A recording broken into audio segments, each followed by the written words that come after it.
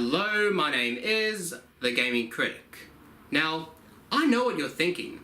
Gaming Critic, about time you showed your face around in these videos instead of showing your face in these weird thumbnails you make.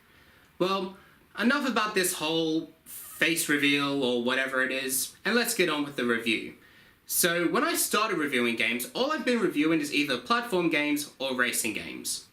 Today, I figure, why not take a break from platform games and move on to a different genre? Which brings us to fighting games. Games like Mortal Kombat, Street Fighter, and Tekken made a huge reputation in the video game industry. And now, you can add the Injustice series into that mix. The first Injustice game was good, but I think the second one is much better. So, let's choose our sides as we take a look at Injustice 2. I took one life to save millions. Hardly the best example for Supergirl. Your son would disagree.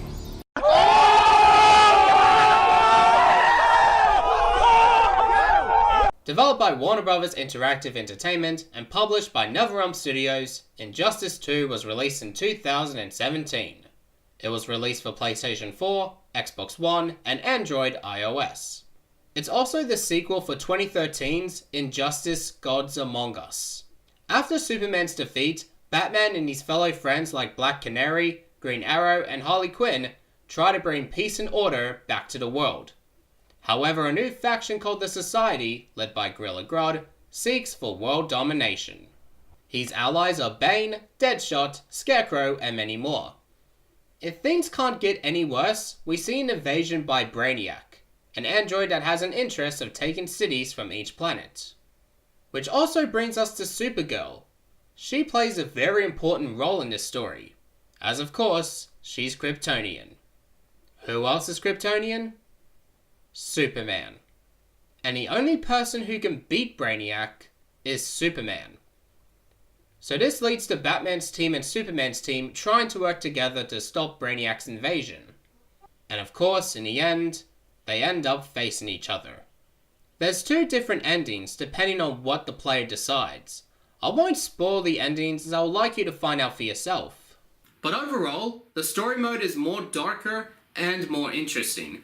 So I applaud NetherRealm Studios for making an awesome story mode. A red solar grenade. To dull your powers, you need to stop. Take time to grieve before it's too late. You wouldn't...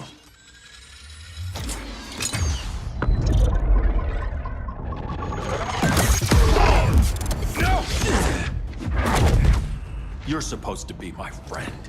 Which is why I have to stop you. The graphics look absolutely amazing. Just look at it. Look it! But what about the gameplay? The gameplay feels a lot more smoother and more updated.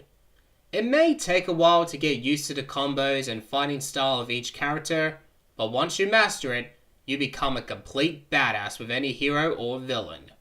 It has a mix of hand-to-hand combat, weapons, and environmental hazards. Most of the characters make a return while others make their first appearance, like Dr. Fate, Swamp Thing, and Captain Cold. Each character has their own super move, just like the first Injustice game. It turns into a small cinematic attack and it looks fantastic.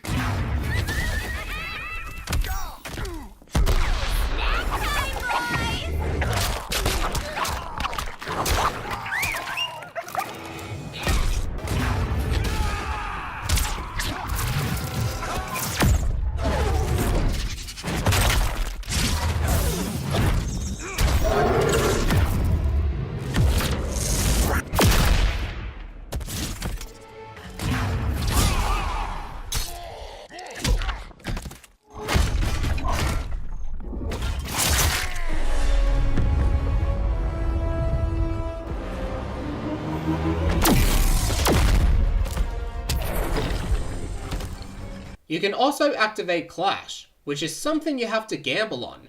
If you win, you inflict damage on your opponent. If you lose, your opponent will regain some of his health back. depending on who wins a clash, can change the odds of winning a fight instantly. Let's take the stage together. Yes, sweetheart.